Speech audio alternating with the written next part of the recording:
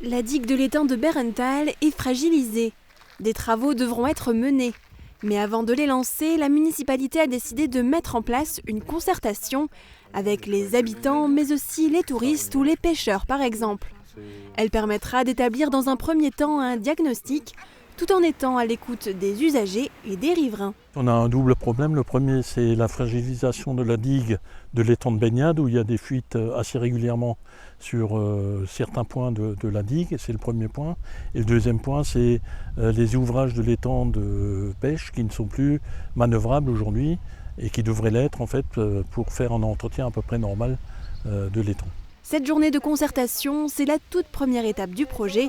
Mégane Millet-Lacombe, paysagiste, a parcouru le village pour recueillir un maximum d'impressions et de témoignages. Accompagnée d'une carte de Bärental, elle propose aux participants d'indiquer leur lieu préféré de la commune ou leur piste d'amélioration. On peut se mettre dans l'eau ? Ah oui, tu peux te mettre dans l'eau, vas-y, t'as le droit. Ça me permet de trouver des points de projet qui sont importants et qu'on repère très vite sur la carte, de peut-être laisser de côté des zones qui sont moins importantes ou en tout cas il y a moins d'envie, de projets ou de choses à modifier.